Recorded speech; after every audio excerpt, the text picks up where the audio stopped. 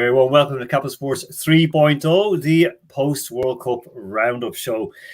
Yeah, I think we're all still kind of trying to recover from that. I have to admit, I only got the second half of extra time, but it was intense as it was. And to be honest with you, I don't think the ticket could have handled the full 120 minutes plus penalties as well. So as we know, Argentina have won, just as we predicted, just as Nima also he predicted. So I've backed Argentina from the start of the World Cup. You're going to win, even as you've seen on when we put the show up, the description, we said we were going to be discussing Argentina's victory. We were correct. So I'm delighted to have on with me my co-hosts and a very special guest coming back. I don't know, most people have sense when they've been on the show once, they kind of then run away very, very quickly. But Croatians are a bit braver than that. So welcome straight on, Isel, Cody, Andrew Flint, and don't worry. First of all, straight to you. Brilliant bronze medal, the second for Croatia, plus a silver medal. Surely next time out they have to go on better in the USA, Mexico, and Canada. Oh, I wish that would be the dream. But look, we have a great squad. People kept telling me Croatia are old, Croatia can't do much, but we've shown them that we have a good young spine. And I feel like the next generation of players can be even better than the last one. We might not have Modric once we get there. We'll see about that. He's still kind of on the fence. He's not sure if he wants to continue or not, but we'll see. Even if he leaves, I feel like there's a good squad there. And listen, we've been to 6 World Cups and 3 times we've left with a medal. That's something I just can't really explain it. It's just for a country that's small, for a country that's been so, I want to say, ignored throughout this World Cup and even the last one in Russia.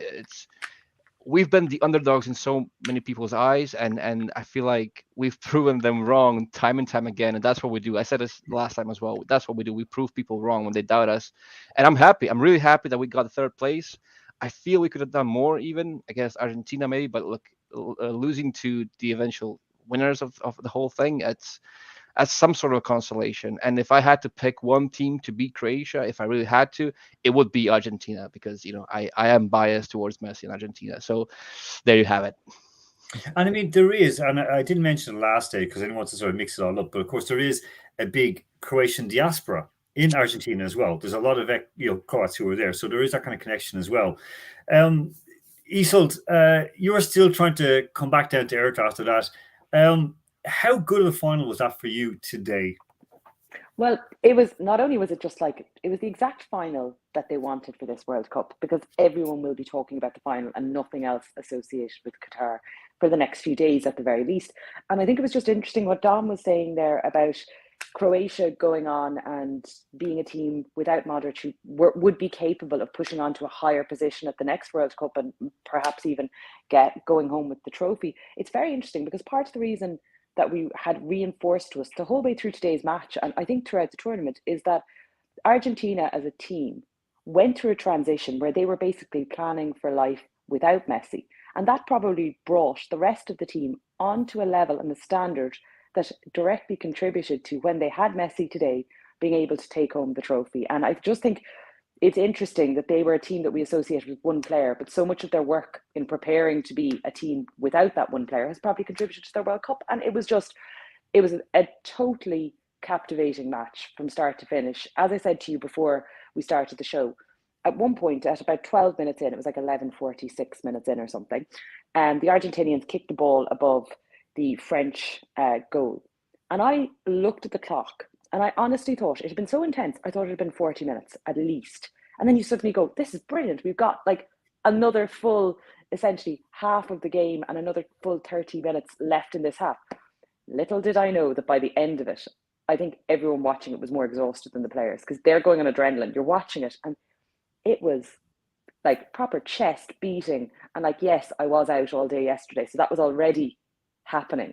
Like I was worried about my cardiac health the whole way through it. But it was a brilliant World Cup. It's the kind of World Cup that in years to come, kids will reference as when they got into football. And that's what these big tournaments are about.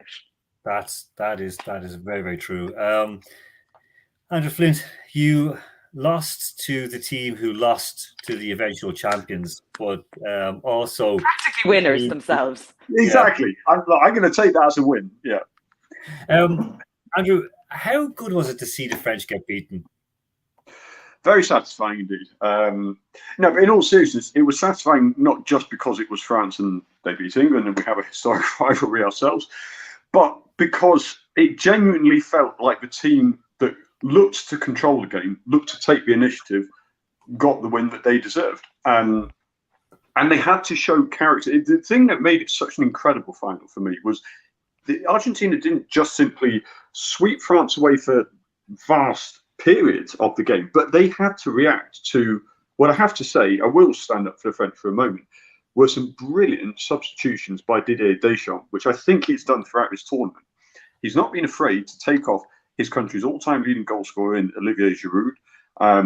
Antoine Griezmann, a lot of people were saying, was effectively the best player in the tournament. And I have to say his evolution as a player has been incredible. To take him off when you're chasing the game, and that is bold. But the substitutions turned the game. And even still, Argentina came out on top. It was just, it was exhausting. There were so many words you can use to describe it, but it was satisfying to see a lot of storylines, a lot of plot lines. And I genuinely thought when the France struck twice in the last 10 minutes within the space of 65 seconds, whatever it was, I thought that is football all over. That felt cruel at the time, but for France to claw back into it, it's cruel for them not to get reward for that. It was dizzying. It was manic. And we'll be picking this game apart for, a long, long time. But yes, I can't hide my pleasure that a certain side were crying at the end of it. There was also a lovely bit of poetry in the fact that both penalties that each team got were quite soft, but almost identical. The two penalties that mirrored one another. And you're like, you gave one, I'm glad you gave the other. It felt like a very even. I mean, look, I think the first penalty was certainly on the line between should it not. I think it was very soft. But what I will say about the referee, those sort of key decisions were very close, but he can defend that decision because there was just a minimal bit of contact. He was, to be fair, a very, very good referee for this final, I felt. He spotted the dive in the box. His name escaped me who it was, the French player who got booked for it. But look, it was a good performance all round. Plenty of contentious moments, but football won. This is the whole thing, and we're talking. And Tom, I wanted to mention this to you, and I mentioned this the last time as well. And I've put this out on Twitter at the same time. Last time, I still do not believe France were the better team. They weren't better than Croatia. I believe two things turned it. One was a penalty that wasn't a penalty.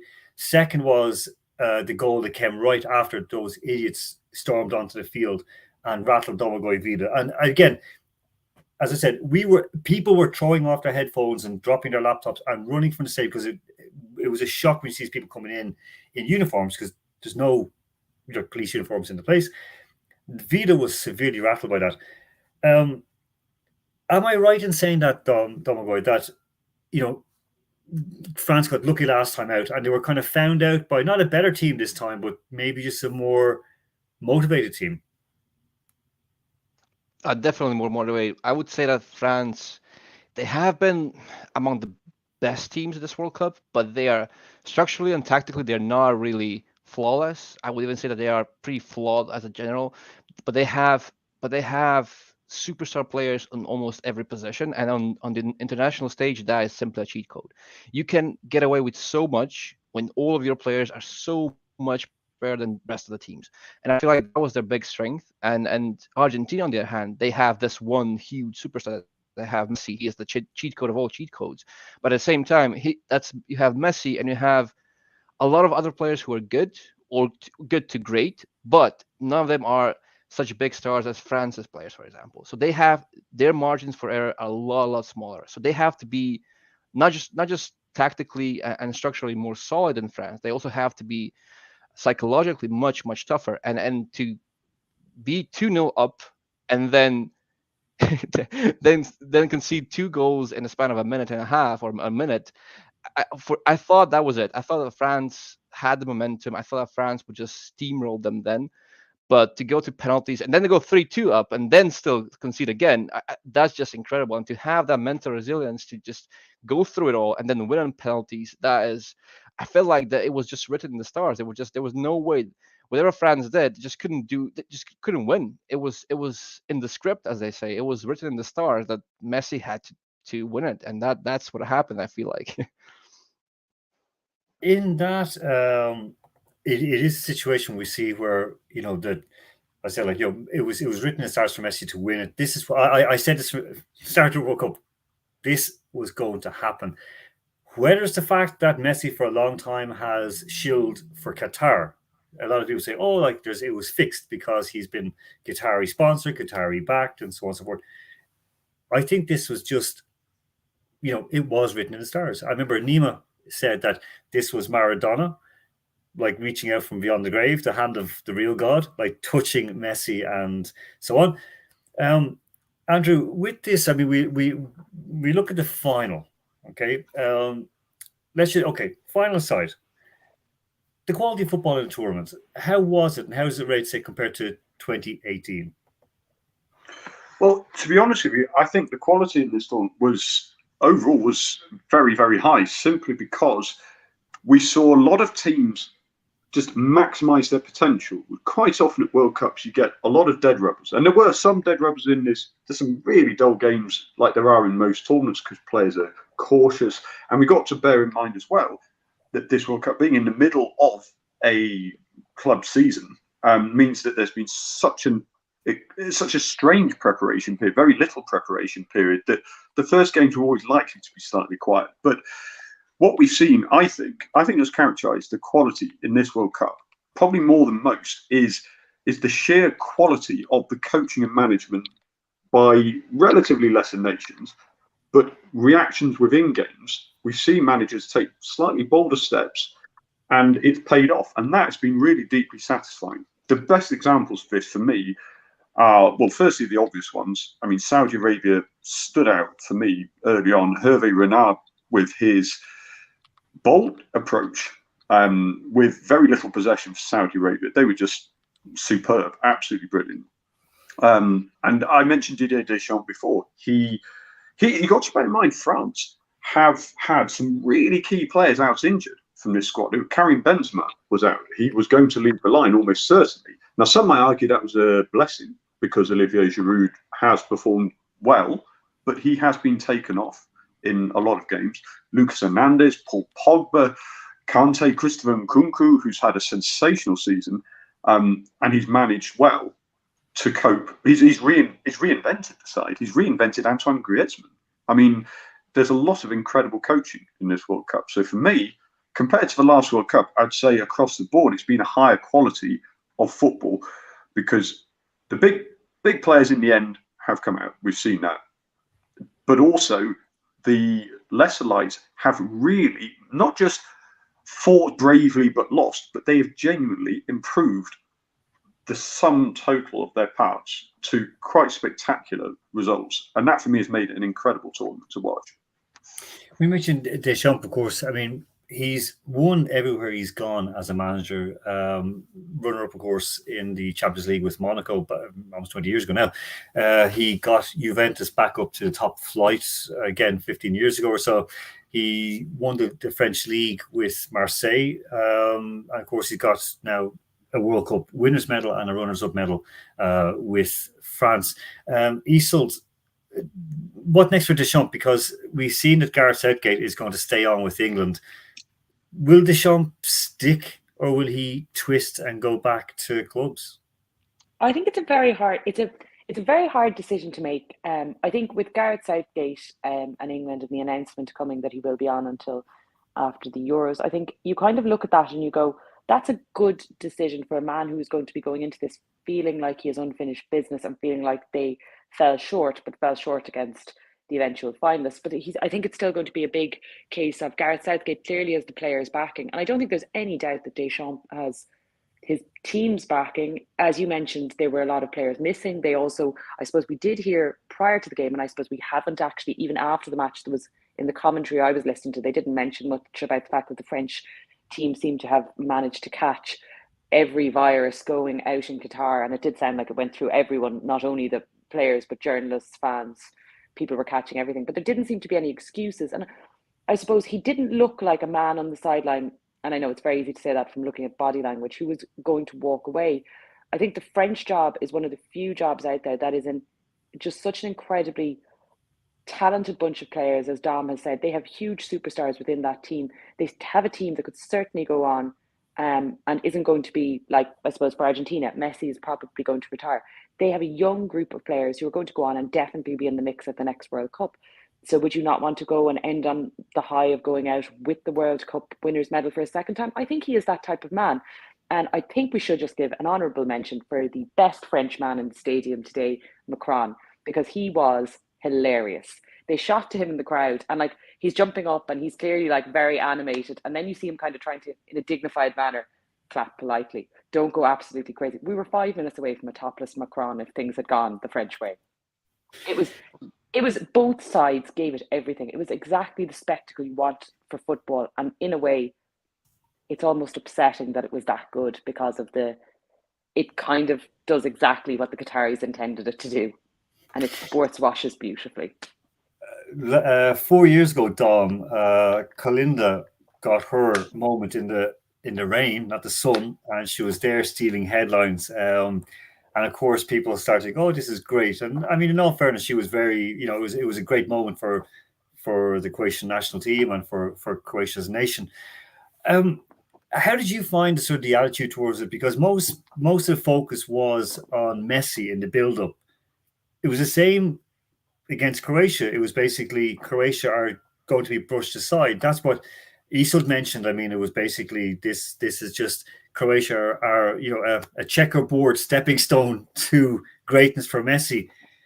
Did that annoy people in Croatia? Because it did sort of knock Croatia down a little bit. Well, at least in my opinion.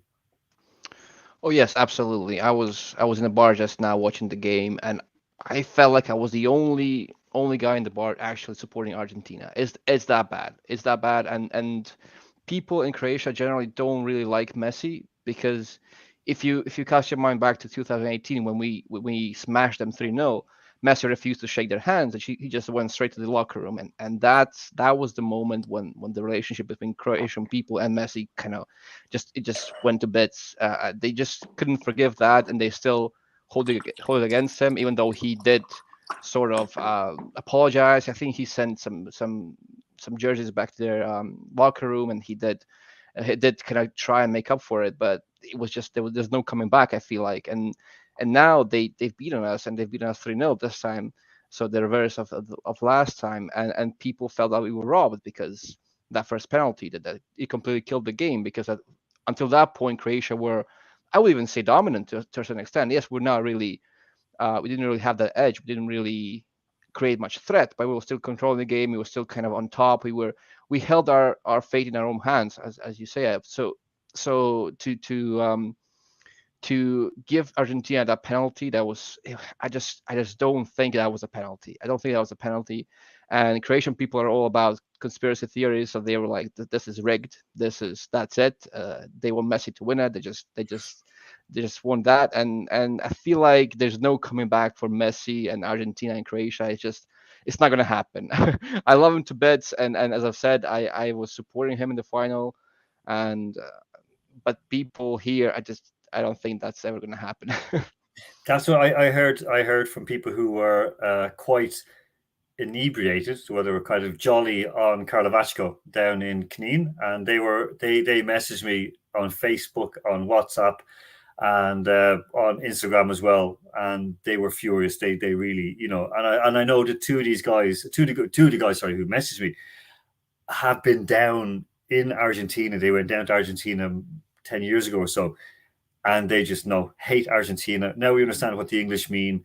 They start to become English fans. Isold, the statistics on this are very interesting, of course. We're looking at only 8 nations have won out of 22 finals. Only 13 nations have appeared in the finals. It's we can say it's all about statistics, but Andrew will say, well, Jeff Hurst scored 3 goals in the World Cup and won it, but it's not always that lucky for people. So I suppose Mbappe today, can you imagine scoring a hat-trick in a World Cup final? And it's like, would you like to head home with your silver medal? And I think that's what would be the motivation for Deschamps to stay on. Players like that, you know, are going to go into the next World Cup hungry. And I would say it, to watch the French team, when it would have been, I think, very unjust if if the 90 minutes had ended and that was it. And if Argentina had lost after 90 minutes, because they were so on top. But the French team, when they turn it on, that spark, that moment where they just can flip a switch, and you see Mbappe run, and you see the lines, he's on a different plane to the rest of them. Now, obviously, he's much younger and like has the years to advance, and he could be greater than Messi, who knows. But by the same token, you look at the other end of the field, and you see Messi, who at his age is doing things that are just sublime. And I think today was it was just incredible to see a man, as I said, get a hat trick and not manage to walk away with a winner's medal. And that has to be the biggest motivation for a team of players of that age and for their manager. And I think I would like to see Deschamps stay on. I also think what you're saying about the small number of teams who are at the very, very top, we have to take a moment and say that the team that probably gave most people, bar the French, the greatest enjoyment during this tournament were Morocco. And I think that's what has been a bit different about this World Cup as a whole, I think, for me, because the times for us here in Ireland weren't very accessible. So normally the World Cup, obviously it's during the summer, you are able to watch the games like at a more accessible time. Perhaps that was the case, I think, with Russia. We felt like we were watching a lot more games. You were having to consciously move your day around to try and fit in games, or you were watching the highlights later. But some of the games just had such shocking results, and not just that one or two unusual results throughout, like the Saudis and Argentina. When that's how the tournament starts off, those sort of games and the stories like Morocco really brought this World Cup to life in a way that, due to the times, it otherwise wouldn't have got your interest. And they have been steeped in luck in that as well. I would also say I would happily have another World Cup midway through the season. I know the teams didn't have a lot of time together to prepare, but a lot of the players felt they went in at, this is their best level. It may not be their best level as a country unit, but you players going in, and there's no excuse in the middle of a season to say you're not at peak fitness. If you're not at peak fitness midway through a season, then what are you doing as a professional athlete? Isel, this is exactly what I had an argument with somebody in Poland. Probably Andrew. I could see him secretly seething there. No, I had an argument with a Polish many journalist in Warsaw, and he said the Polish players are tired, and I'm going, what do you mean they're tired? You told me that in Russia that they were exhausted at the end of the season. So, but like 3 days into the Tour de France. Yeah, exactly. Cyclists are tired, but the cyclists in the Tour de France, okay, regardless of what, same as footballers, whatever they're taken. But the fact that, like, you know, English media for a long time have complained and wanted a winter break. Germany has a winter break. Croatia has a brilliant winter break. It's a good winter break. Russia, of course, has the longest winter break going, and Ireland has even worse. Well, Ireland has a season break. But people say, oh, winter break is great. Okay, so next year, have a winter break. No, we need our football. They'll have their football on Boxing Day, so what's the problem? Andrew, I mean, sorry, I've got Andrew and Dom, I've got a question for you in 1 second. Andrew, would you look forward to the next World Cup being held in the winter as well, in the US, Canada, and Mexico? If it is better prepared, possibly. And by better prepared, I don't think actually a lot would need to change. I do actually take Esort's point, and it actually makes a lot of sense. The end of the season, I would understand more if players are generally a little bit tight. But I don't know about this whole tiredness argument. I agree with what Esort's saying here and what you're saying, because look, what do you mean by tired? Muscular injuries are certainly something that needs to be managed, but if it's a summer World Cup, you've got a reasonable amount of time to have some rest, go to physiotherapy sessions, you know, join up with a national team doctor, whatever. A World Cup in the middle of the season, I think a little bit more time, maybe an extra week to prepare, not necessarily play friendlies, just simply join up, rest, be with your national team doctors for a couple of weeks without too much pressure on it.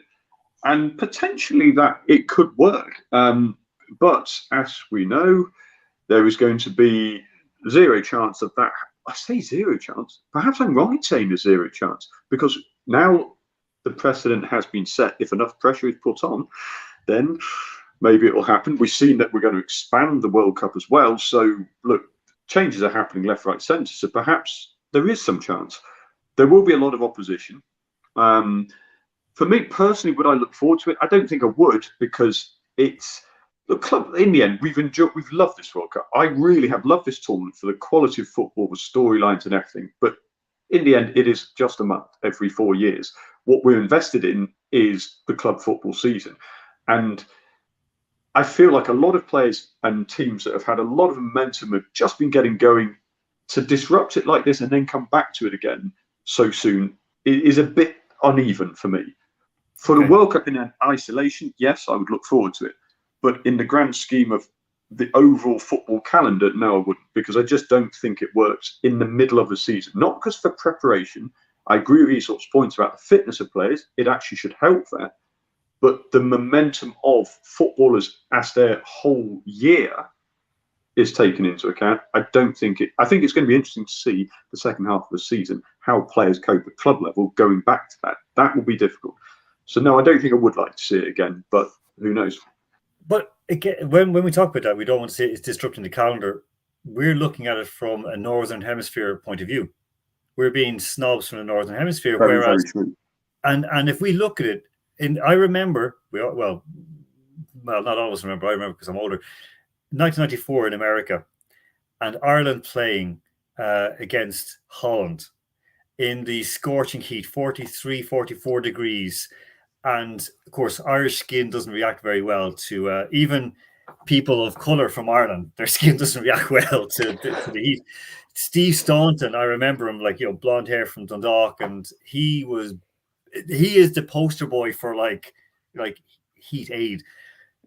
That's what's going to be like the World Cup next year. And Canada is awful as well. Mexico, sweet Jesus. Dom, in that, we're talking about this with the heat. Europeans can't complain about the heat because the players in Croatia don't complain about the heat. They spend most of their time in Makarska or out on Brač on jet skis. Yeah, that's true. They're quite used to that. In Croatia, we get both sides of the extreme weather. It gets really cold in winter and it gets really hot in summer, so we're kind of used to both of those conditions. I live in Scotland now. Most of the time I'm back in Croatia just now, and there it's always in the middle. It's not too hot, it's not too cold. I hate the wind. I hate it with everything in me, but it's not. The weather is not as extreme as it is in Croatia, I would say. It rains a lot and it's windy, but it doesn't really reach those high degrees nor the low degrees. So I like that. And Croatian people, I guess you're right. They are kind of used to those extreme conditions, and it's all part of the mentality. It's just we're gonna push through whatever we have to. We're gonna smash our heads through that big brick wall, and we'll just do it. It is a case like you're talking about I'll say that, like, the wind in Croatia, the bura, the one that comes down from the north. Oh, yeah, the Bura. Yeah. But the wind in Scotland, I feel that's even worse. For some reason, Well, I don't like it. Isa would know. I'll actually put a video in it as well. Like when we played rugby in Croatia, and I remember, and I have a good boot on me. I'm getting the ball. I'm thinking I'm going to plant this 70 meters down the field to get us out. We were playing against Sin from Croatia, like local rivals. And I put the boot on. The wind took it back 10 meters behind me. It just, it was dreadful. And I remember then the summer, because where I lived, it was 46 degrees, and we were told, do not leave your house. And every year, Knin or Mostar in Bosnia, they get the two hottest, like in Europe every year, they hit the high temperatures. Before we move on, we have messages in. So Frank Carter, I think he's actually down in Croatia right now. I'll ask. Well, Frank, you can tell us where you are. Matatice got 2 hat-tricks in games and lost. Okay, interesting. He got a hat-trick in 2 games, I think that means. Okay, we'll look that up. Arthur, this is good. So Arthur, our friend out in California, said that the World Cup should never be played in the winter to disrupt the league. Disrupt what league though? That's the whole thing.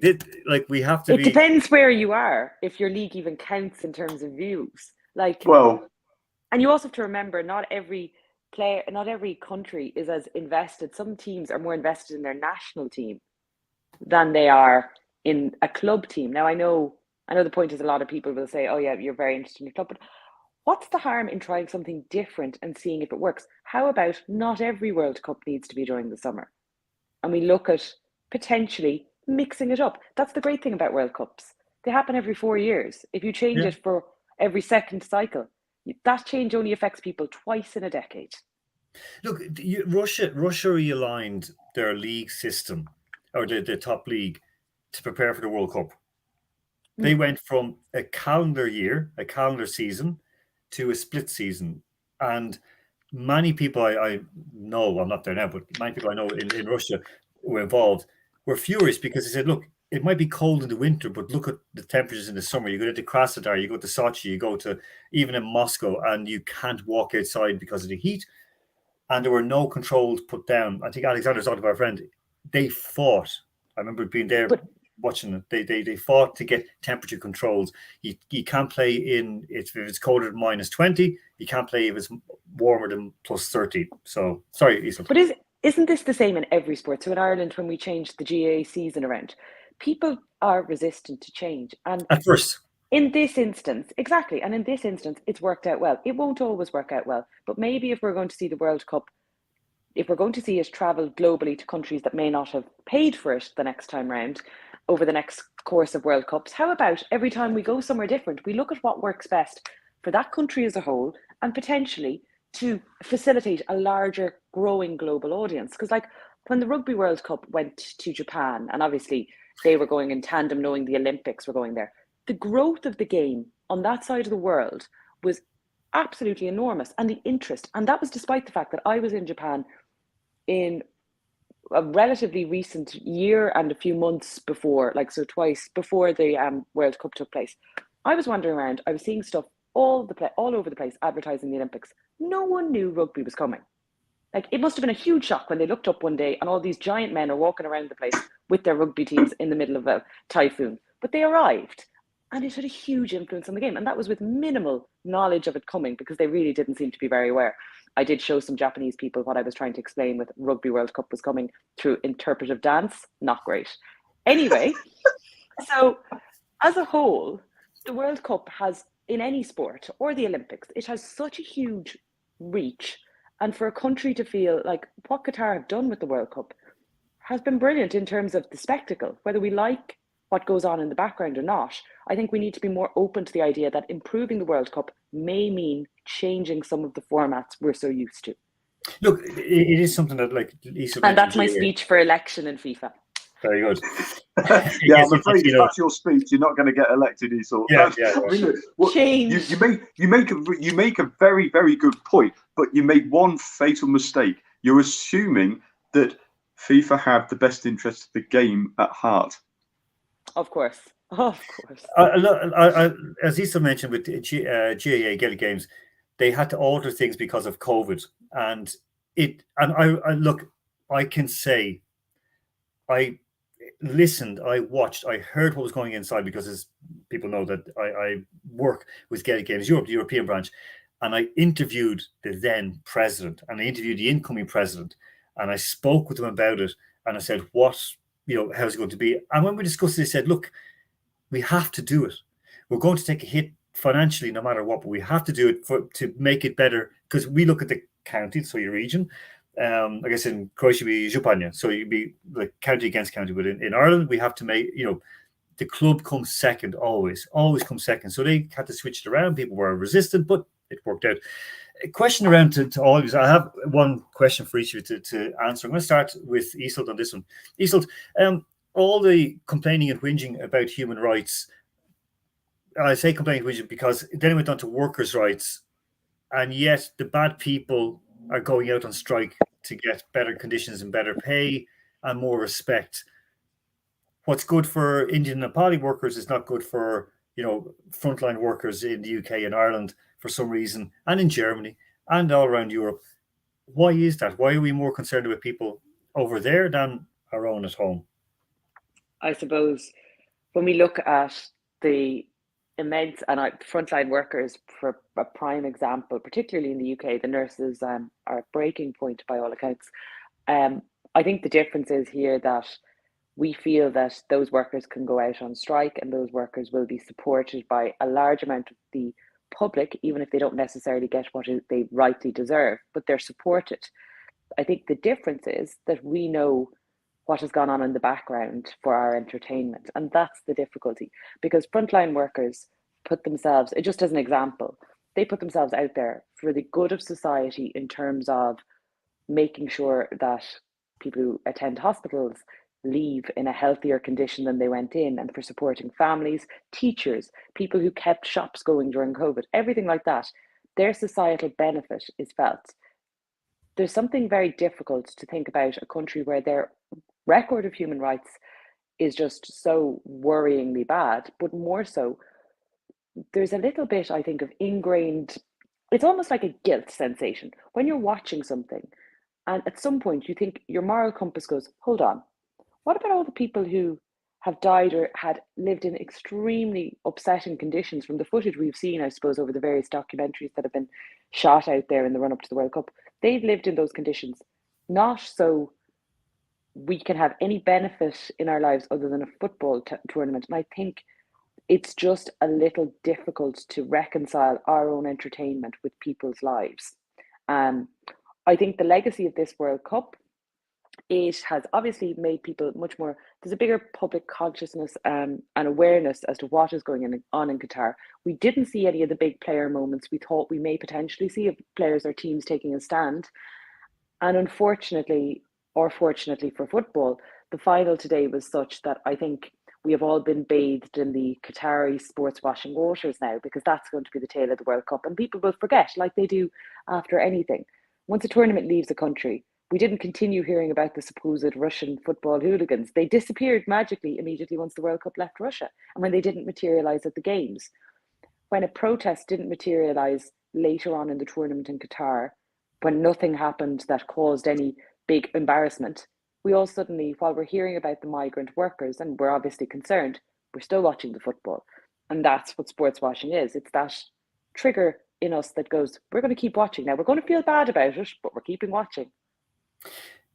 Dom, you know, as you said, like in Scotland and then in Croatia, what is the coverage like being in Croatia in regards to, you know, the issues within Qatar and the World Cup? Like, how has it been covered there compared to, let's just say, I detest this saying the West because Croatia is part of the West, but how let's just say like the British Isles, shall we say, and that's including Ireland. That's sorry.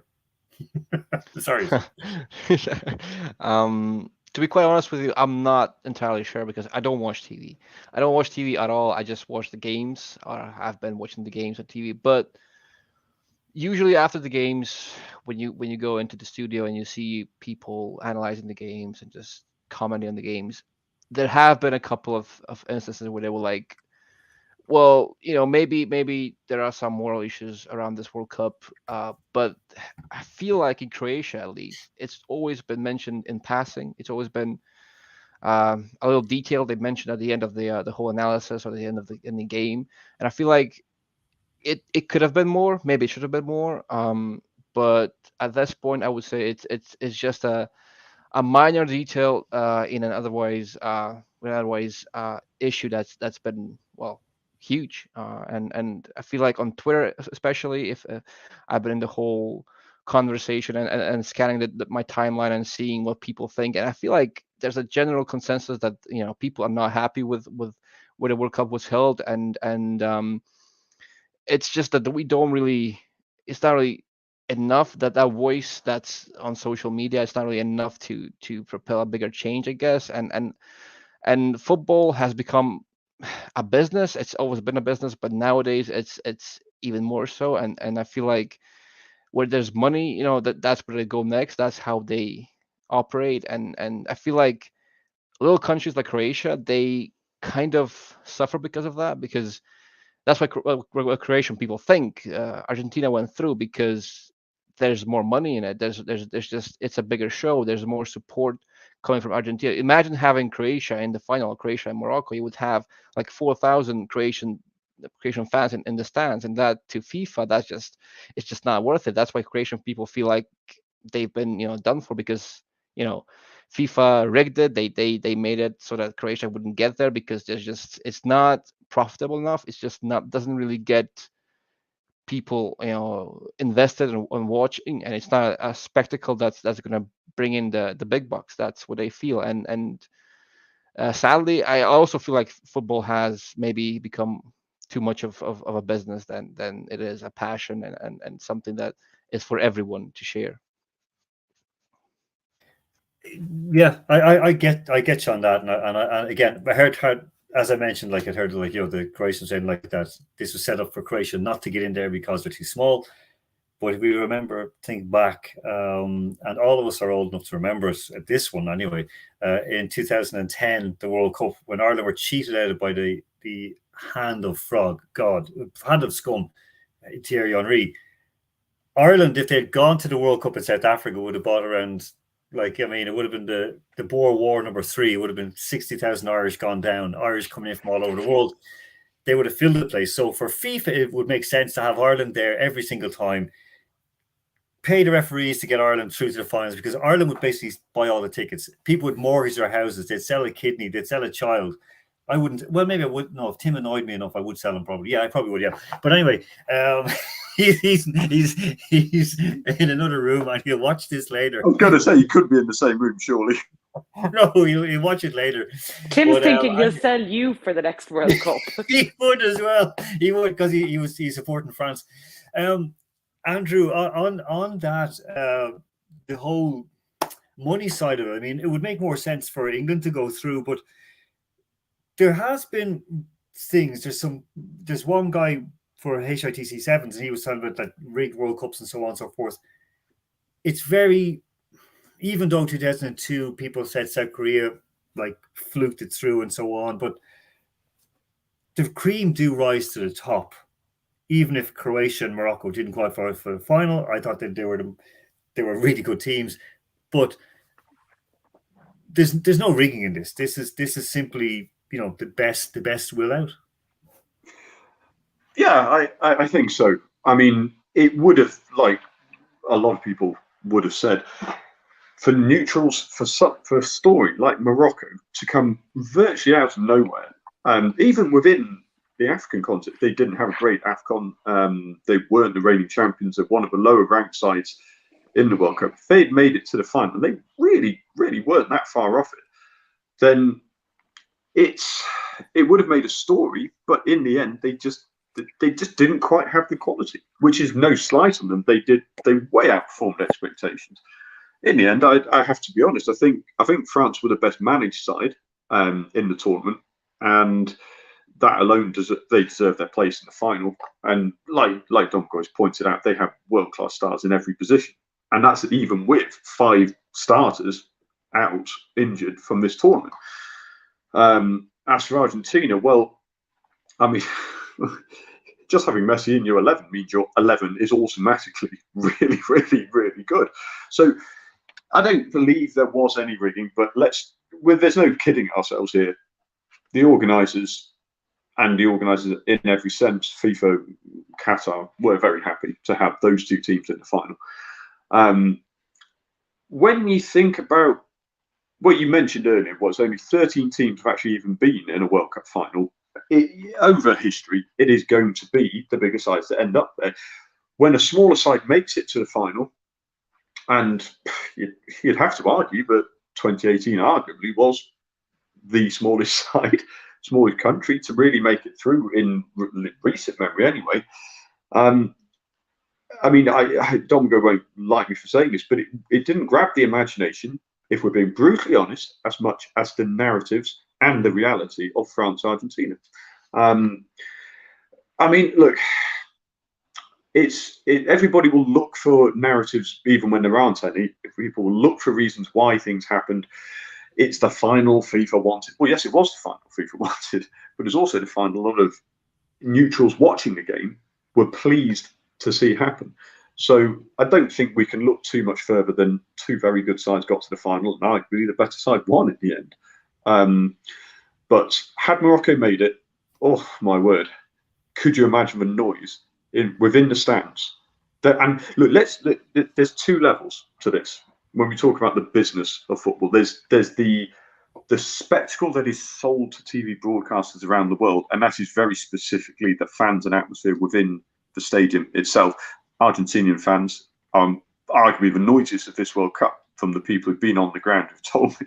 But Moroccan fans were not far behind. They would have made it a sellable spectacle. And then on a much broader scale, let's be honest, a colder, slightly less interesting business sense, it makes more sense for the bigger name to get through. So on the day, Morocco would have sold it.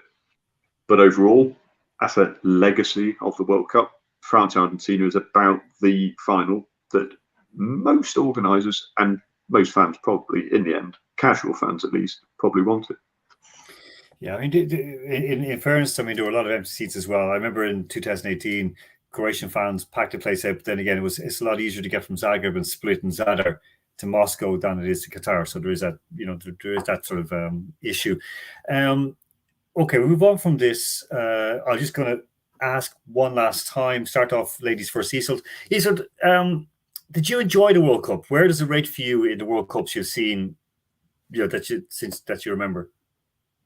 In terms of the quality of football, it's probably the highest standard overall, as in a consistently high standard from the group games, even with some shocks within that stage. From an enjoyment perspective, I still think the times of some of the games, it just was unfortunate. You might be missing like a mid-afternoon match, and that was a bit difficult. It's up there, but like most Irish people, I hark back to the 90s.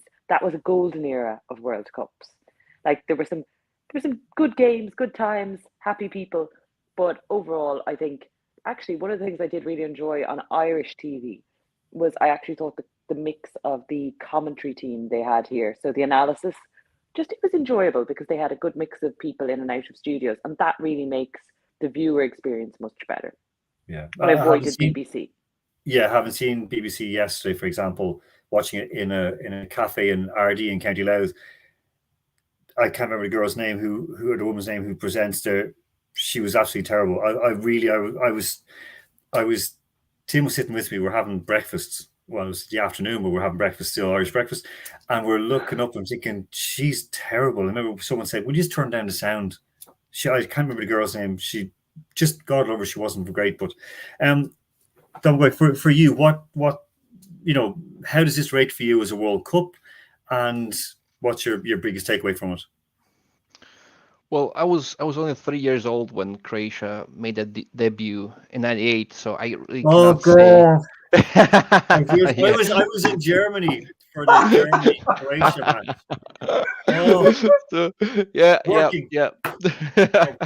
Shouldn't have said that. Forget I said anything. You can tell everybody's ages from the facial expressions. Nobody look directly at my old face, please. Let's not discuss facial expressions. My bad. I'm to blame here. No, but really. Yeah, so I can't really speak about that World Cup, even though it was a huge moment. But this World Cup and the last one in Russia, it was something special for us. But this one I felt was, I don't know, it was high quality from the beginning. I feel like the games were really good. There was always an upset somewhere in those games, and I liked that. I really did. As a supporter of a country that's been labeled the underdog for so many times, I felt like this suits us. This suits what we are, what we do. So I loved it for that, and of course the whole Messi narrative. It was even before the start of the tournament, people were saying this is Messi's World Cup. They were going into the World Cup as one of the favorites, if not the favorite to take it all, and I like that. I mean, I wanted Messi to win it. Of course, I wanted Croatia to win it first, but I'll take this. It's something that I want to happen, and it's something that I will I will celebrate. I am celebrating it. It's a wonderful moment for him. And overall, yeah, I feel like it's been a very good World Cup. As Ishil mentioned, it was the schedule was a bit. I had to miss a lot of games due to work. I had to miss a lot of them, and then I had to rewatch them, and that was a bit annoying. The weekend games were fine, but during the week, I just couldn't do it, and that is, for me personally, that was a problem, obviously. So yeah, that there have been ups and downs, but overall, I'm very happy with the tournament.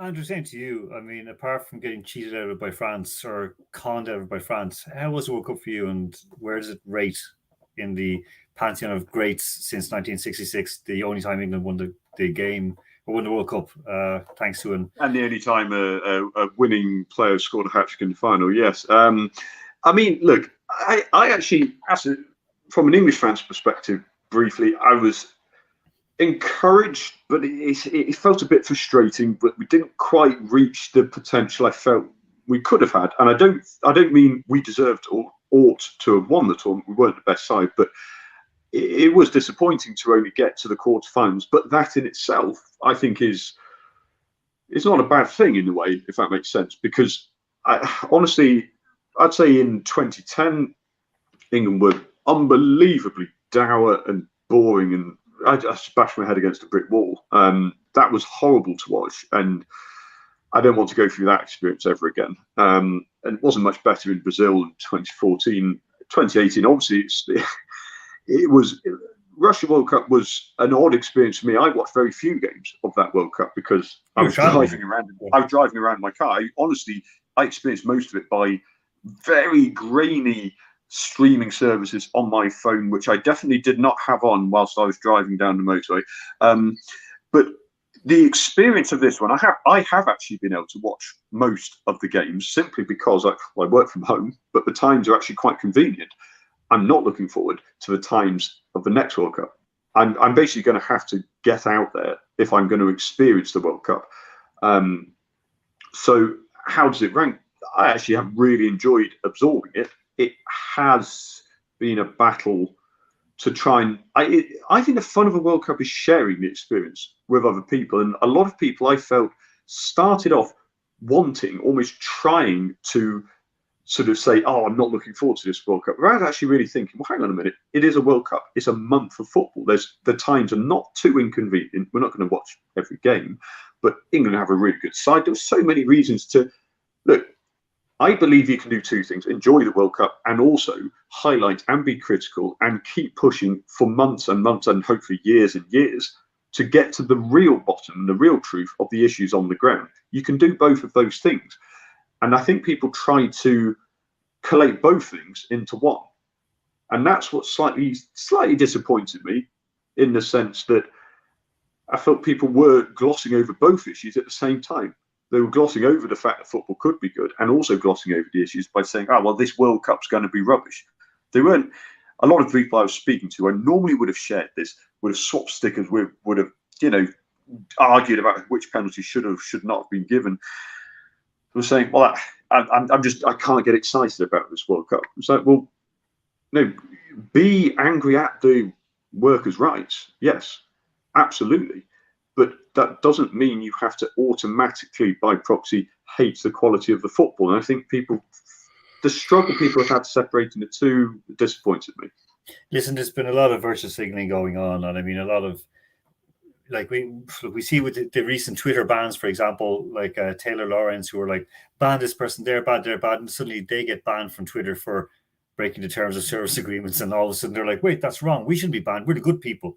And again, I had a discussion with in Poland when Poland went out, well, when they lost their last game, and the journalist said, like, oh, now I'm glad I didn't go to Qatar. And I'm like, no, you weren't going to go to Qatar because you're not the lead journalist who was in your newspaper, so why are you worried about it? But this is the way I see it is, you either switch on and follow it, just get into it. As you said, discuss it. You can comment on it, but nothing's going, like, me whinging about it and then following it is not going to make any difference. But we're going to move on very, very quickly because I want to come back to Don for one question before we go out. The big thing at the moment, of course, that was announced by Infantino in a bid to remain in the top job, of course, is the Club World Cup, which is going to start in 2025. This is an interesting one. There's also going to be then an international tour. Andrew, very, very quick words on this. 30 seconds. Your take on this. There are 32 clubs going to a World Club Cup to take place in 2025. Probably it's going to end up being moved to Qatar. What's your take? 30 seconds. I don't need 30 seconds. I need 5. It's an absolute god-awful abomination. People talk about fixture lists, cramming up the schedules. This is going to make it worse. It's watering it down, just like 48 teams in the next World Cup is going to water it down. Complete and utter waste of space. That is unless Manchester United qualify for and go on to win it. That is very true. Yeah. Isolt, Spurs going to a World Club Cup, coming home with a bit of a trophy. They won't win the Premier League, but they could win this. How good is that for football? I think I can be even more succinct than Andrew. It's a money-grabbing load of absolute beep. However, let's not mock Spurs, because we all know Spurs couldn't win a tournament if they were the only bloody team in it. Okay? So we've seen how well Lloris did today. Imagine he's your goalkeeper all season long. For every single game, that's your guy. He's the man holding it together. He's going to come back to us an even more broken man than he was when he left. So let's be realistic. I just think it's creating a tournament that we don't need or particularly want. It's risking players' well-being, because I think adding, as Andrew rightly said, we talk about like how players went into this tournament and they didn't have a break. Let's just keep adding fixtures for the sake of lining certain people's pockets. And that's what it is. It's because they can't send every bloody World Cup to Qatar. They might as well put something else there. Like, they've got all these stadiums and dead workers, so why not use them? And like, it's a tournament for the sake of adding another fixture that isn't needed. I'm just not a fan of it. I think, yeah, we'd all like to see we'd love to see the likes of PSG compete more and more, Mbappe against more of the Premier League players. Great. But we don't need this tournament to do that. We just need him to be sensible and leave the Qatari money and come over to the UK, and it'll all be much easier for everyone. Dom, how great could it be to have a World Club Cup, a proper one with more teams from around the world? Would it not open up the game a bit more? I guess it would. But the next World Cup with the expanded repertoire, I don't think that's gonna do much good for the World Cup. Not just the quality, but I feel like it's going to open a lot of doors to. I think it's 3 teams per group. Is that what it's going to be next time around? Yeah, exactly. So that's going to open up so many doors for teams to kind of be very smart about their games. Let's just put it that way. The amount of teams just calculating how to get through, and just 2 teams are going to go through, 1 team goes home, and those 2 teams are going to just gang up on the 3rd team, and that's how it's going to be.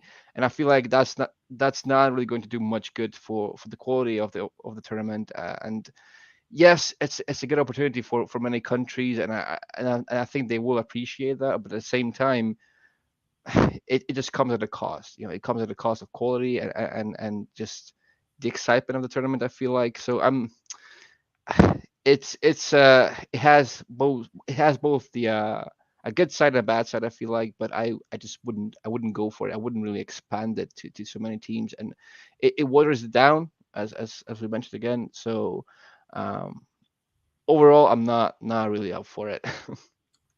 Okay, look, going to finish off on this, and I want to speak just briefly, and Isolt and Andrew can throw in on this as well. I recently bought Domagoy's book on Kindle because I couldn't get it in paperback in time before I went back. And of course, it is The Anatomy of a Genius, Leo Messi's tactical evolution at FC Barcelona. Dom, okay, Messi fan since childhood, you're a Barcelona fan as well. What inspired you to put this book together?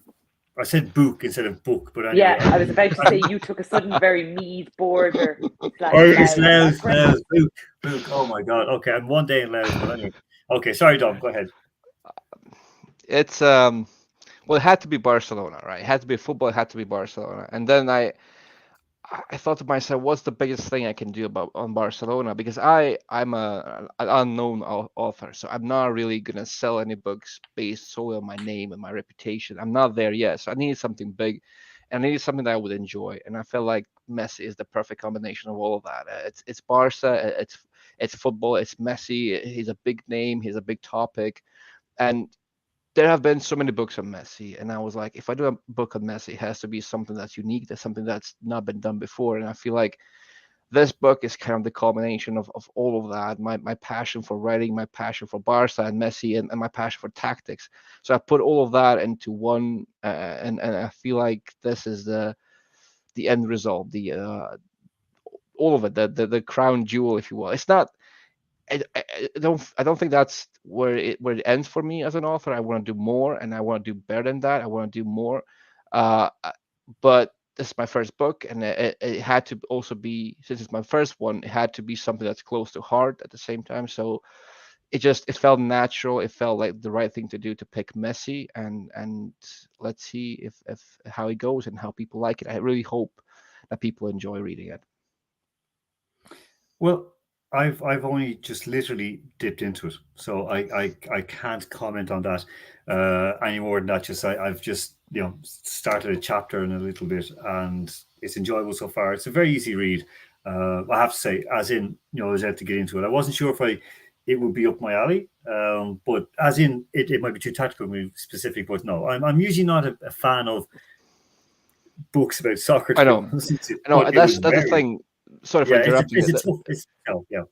Yeah, that's the But thing. I wanted this book to be accessible to everyone. So if you're tactical, as they call them, if you're someone who loves tactics, loves numbers, loves statistics, I think you will find something in this book to enjoy. But even if you're not, even if you're just a football fan yeah, and you want a casual read and you want to learn something from that, well, we're not read and reading it won't really be a challenge in that regard. I felt like I needed to get that sweet spot because I didn't really want one of the audience to enjoy my book. I wanted everyone to kind of get this book and be able to learn something from it and enjoy it. So I feel like if I made this an easy read, I think I've done my job. I wanted this to be an easy read, not something you have to read with a dictionary. no, definitely not. Andrew, if you were going to write a book, who or what would it be about? Well, what Domago's done, and I would just say I have had a sneak preview of it. It is a sensational blend of so many books have been written about Lionel Messi. Not one has told the story of how he has become the player he has. It's all been where he's come from as a person. We know about the growth hormones when he was 13, etc., etc. So I wouldn't remotely attempt to copy what Domago's done. What I would do, what I am working on, is a book on the stories. I love storytelling about how rivalries have grown from a socioeconomic background, from a political background, how clubs have come into existence and how they have developed rivalries, but not from different cities, but from single city rivalries. That's what's always interested me. As a man who supports Man United. Well, yeah, I mean they're only the noisy neighbours. They're an insignificant part of it. They don't really count, so we don't care about them. But actually, for living out here for over a decade, it's the one thing that stands out like a sore thumb that doesn't exist other than within Moscow. I mean, there are very, very few cities with two long-running clubs at all. So that's the sort of story I would like to tell, and I'm hoping next year, to have a book out on single city derbies. That's the story I'd like to tell. Easel, apart from no, I'm not going to make you a joke. What would you have your book on? Apart from Nala or Simba beside you, sorry. Simba, it's hello. A book. Simba, you good to say hello. It's a book on raising huskies badly and how to not do it. It's called Help My Husky Owns My House Now. So because of what I do for a living, I think my book would be a collection of stories of the aggressive emails and letters and phone calls I've got from people who hate me and make it quite clear they do. But I think it's actually, sorry, just what Dom was saying there. So I read, basically, I'm very uncultured. I read solely sports books. I live in a house where we have lots of other books around the place, but I just read sports because I find sports books are so interesting. And the one sport that I love reading biographies. I love reading autobiographies. I find football can be a very difficult one to read about because either the players who are writing it, if it's an autobiography, you find the ghostwriter can often really try to take a player to a place they're not. From watching them on TV or in interviews, you know they're not that person. You don't hear that voice. And authenticity is a huge part of a sports autobiography. With biographies, I think footballers can be quite well represented. But I think it's interesting to have a book that's more what you're suggesting, Dom, is kind of going through the tactical side, but not making it so statistic heavy. Because one of my favorite sports books is actually about young players basically being brought through the system and how they're brought up and dumped if they don't make it through as professional athletes. And I think the reason I enjoy it so much is it's looking at football, as I am going to get your book, so I will read it and I will give an honest review on here. It's about looking at football from a different light and making, like, I watch boxing and I can understand why people are doing a certain thing. Sometimes you watch football and you're just like, what are these idiots doing? Like, is there any plan here? So something on tactics, I think, is a very good way of making soccer a more readable sport, if that makes sense. Because I think biographies can often be like, who doesn't love a good book on Paul Gascoigne? But there are too many. Like, those sort of books have so much in them that you can just dive into the craziness. But otherwise, I think soccer is a sport that needs more decent authors writing about different areas of the sport. But when my memoir comes out, it will also be very similar to, and this is, Alan, for your benefit, it'll be very similar to The Field. Oh. Because that's basically how my career started. Like, so The Field is an Irish book about basically, it's a play by John B. Keane about basically how people fight over land. And, you know, us being Irish, we're very protective of our land. My first day as a trainee solicitor, I arrived in thinking I was joining the lofty world of law. And my training solicitor turned around to me and he was like, so, do you have a set of wellies? And I was like, excuse me? And I was like, am I missing something? He's like, so there's a bit of a boundary dispute. And I was like, great. Are you going to show me photos of this? He's like, so I need you to drive out to this place, which is basically out by a race course in Ireland. And he was like, I need you to drive out and walk this boundary with, like, the two families who were involved in this dispute and a judge. And I was like, great. So I'm out in my beautiful little heels, because what else would you wear to your first day? And I'm clip-clopping up and down like a horse, up and down this field, learning about different types of fencing, going, this is not what I had envisaged. And basically, that's where my career has gone from then. So, like, that was the high point. So my book, it would be great. You had, like, you had Ally McBeal, unisex toilets. There has never been any singing in our office. There's never been a sporadic musical number. No one has ever had, like, lads, will we just dance on the tables? None of that. It's very disappointing. You've never been able to say, like, you can't handle the truth. You've never been able to say that. No. And I've tried. I've tried to bring it in many a time in the office. And they're like, please, Iseult, get down off your desk. And if you can put on appropriate clothing, sequins are not okay in June. That kind of. Okay. On that note, there's one final thing, actually. Arthur, thank you so much for reminding me of this.